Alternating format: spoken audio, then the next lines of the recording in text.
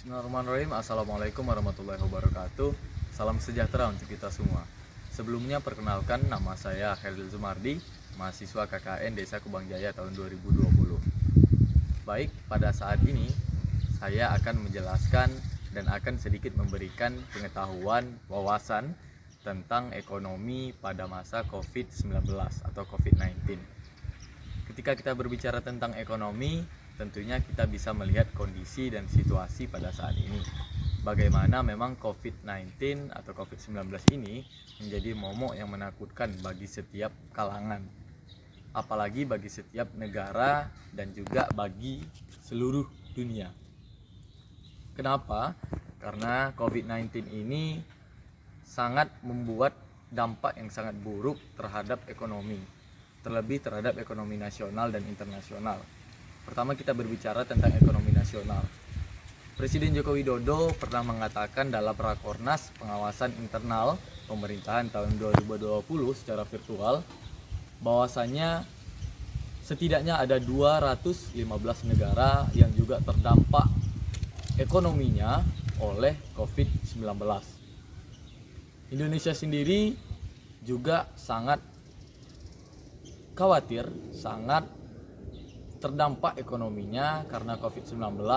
Oleh karena itu, Presiden Joko Widodo memberikan atau membuat sebuah kebijakan mengeluarkan anggaran setidaknya 677,2 triliun sudah dikeluarkan pemerintah dalam hal untuk menangani COVID-19 ini dari berbagai aspek. Core atau badan yang mengatur tentang ekonomi nasional atau ekonomi dunia juga mengatakan bahwasanya hampir setiap negara mengalami resesi ekonomi. Resesi ekonomi ini adalah penormalan baru terhadap ekonomi di sebuah negara. Nah, di Indonesia sendiri yang terdampak ekonominya bukan hanya saja kalangan-kalangan yang bawah, tapi juga UMKM, juga kalangan atas, selebritis dan sebagainya macamnya juga terdampak ekonominya oleh COVID-19. Kemudian timbul pertanyaan yang pertama, bagaimana sih peran pemerintah? Apa yang sudah dilakukan pemerintah terhadap penstabilisan ekonomi Indonesia pada khususnya? Pemerintah sendiri seperti yang sudah saya sampaikan sudah berupaya dalam hal dalam bentuk dana anggaran yang sudah dikeluarkan, sudah dibukukan oleh pemerintah untuk penanggulangan COVID-19 ini. Kemudian timbul lagi pertanyaan, apa yang harus kita lakukan sebagai masyarakat awam, sebagai masyarakat yang biasa dalam hal menjaga stabilitas ekonomi di rumah kita, terlebih kepada yang sudah berkeluarga, bagaimana solusi yang tepat untuk menjaga stabilitas, menjaga agar ekonomi keluarga atau ekonomi rumah tangga tetap stabil. Nah, apa yang menjadi solusinya dan apa yang menjadi trik untuk kita semua? Baik, saya akan menjelaskan beberapa trik untuk mengakali anggaran selama masa pandemi. Sebelumnya saya akan memperkenalkan diri terlebih dahulu. Nama saya Kevin Mandala dari Kukerta Balik Kampung, Desa Kubang Jaya tahun 2020. Nah, trik untuk mengakali anggaran pada masa pandemi ini disampaikan oleh Bapak Tejasari Asad. Beliau merupakan pakar finansial. Berikut trik pertama yang diberikan beliau antara lain adalah memeriksa keadaan keuangan kita. Nah, secara sederhana memeriksa keuangan ini adalah mengingat kembali berapa penghasilan yang kita dapatkan dan juga berpikir dan mengingat bagaimana kondisi keuangan kita pada saat ini.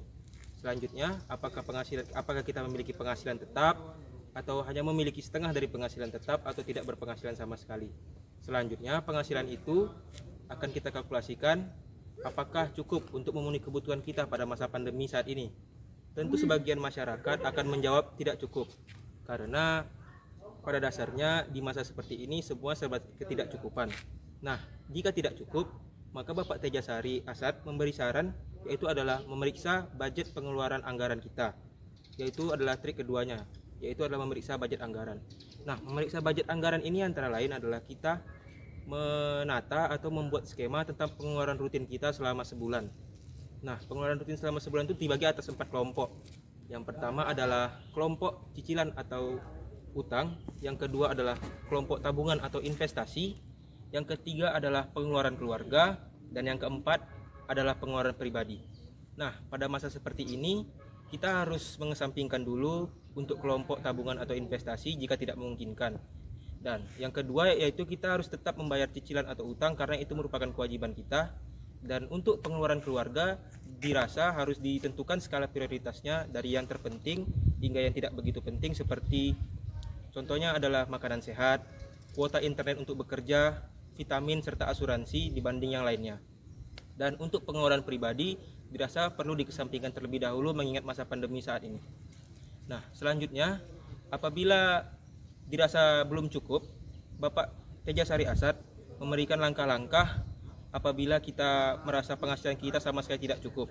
Yang pertama adalah menggunakan dana darurat yang ada. Nah, dalam menggunakan dana darurat ini kita harus memikirkan secara matang-matang, dan dalam proses pencairannya pun kita harus menggunakannya secara seefisien mungkin karena ini merupakan dana darurat dan juga harus dilakukan dalam keadaan darurat seperti saat ini.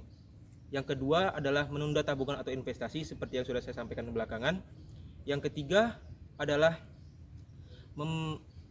mencari penghasilan lain dalam bentuk seperti memulai bisnis online atau mungkin penghasilan lain yang bisa dilakukan dari rumah. Dan terakhir yaitu adalah mengganti pengeluaran kita atau mengganti semua kebutuhan kita dengan kebutuhan substitusi yang harganya lebih murah namun memiliki fungsi atau manfaat yang sama. Nah, itu saja yang dapat saya sampaikan. Apabila ada kekurangan saya mohon maaf. Wassalamualaikum warahmatullahi wabarakatuh.